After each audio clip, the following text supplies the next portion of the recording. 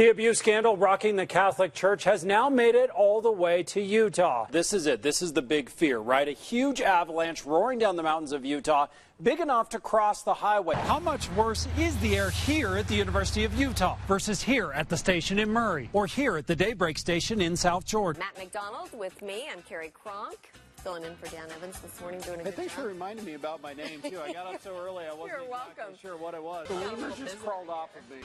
You know, we're doing a little lemur cleanup, as a matter of fact.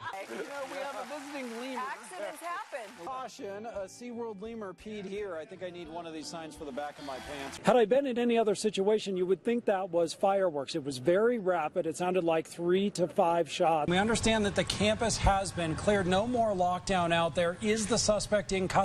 New today, we expect an update on last night's deadly shooting of an 18-year-old in Ogden. Very difficult day for several people. 6 structures lost in the Uinta fire. Quick recap of what we heard in the first press conference. 1,200 acres at this point, 0% containment, and many evacuations remain in place. Wow, I like that story about doing the right thing. Doesn't matter how much you have, it's the character that you have inside, right? Exactly. For everyone. Yeah. No estimate on containment on this fire, but as you can see, they've got a lot of resources working on it. You can see this window is completely spidered out. Give it a little tap and, well, there you go. A real-time view of a fatal officer-involved shooting. West Valley City Police are looking for Elijah Smith, accused of stealing cell phones. West Valley Police. There's some guy here. Where? Do you know who he is? West Valley Police, come out with your hands up! 3 kids are inside, directing officers to a garage where they say an intruder is hiding. The 3 children are all there kind of behind each other as the officers proceed towards the threat. Inside the garage, police spot Smith hiding in a corner. The officers work their way into the garage. First officer in switched from his firearm to his taser, so we had a less lethal option available to us. As the officers get into the garage, we get our first look at Elijah Smith. Get him up in the air! Right now in the air! Put him up! Put them up! Get them out of your pocket! Get out! Again, from another angle. Keep an eye on that right hand. He will remove his hand and his elbow will come up towards his shoulder as if it is a drawstring. Same video, but a very different view for family and friends. He was doing what they asked. He was getting his hands out of his pockets. Per protocol, the officer who fired the shots is still on paid leave. No ruling on the shooting has been made. I hope we get justice for Elijah. He didn't deserve to die. 2 views on 3 separate videos of one moment impacting the lives of family, police, and of Elijah Smith. You know, it seems pretty obvious here in the winter. If you live down near the bottom of the valley, the winter air pollution will often be the highest. But for the first time, thanks to monitors on top of a tracks train, we've got the numbers to prove how bad the air is where you live. This train and this sensor on top could be the key to uncovering pollution trouble spots in the Salt Lake Valley. We're off down the valley to measure more air quality.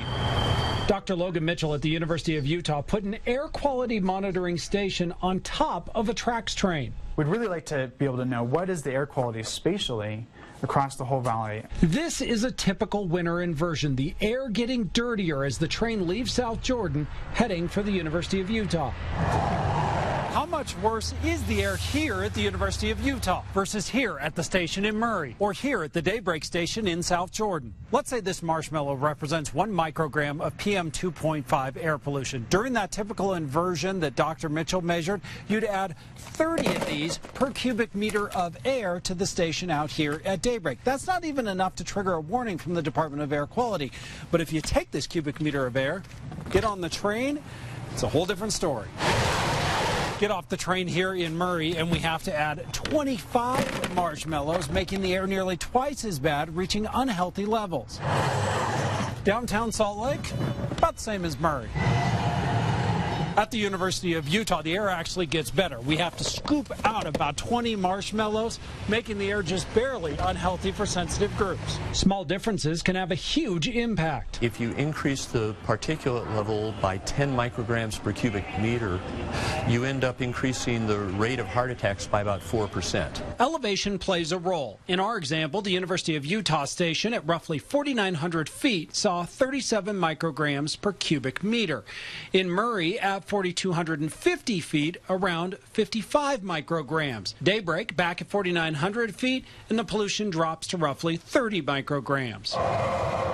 The majority of particulate matter is from cars driving around. But if you live in the bottom of the valley, don't pack your bags just yet. There is a danger of simplifying it too much, that these maps change over time, and we have to realize that that's right there where their sensor is, but a block away may be somewhat different. The data collected on the roof of this train is a key first step.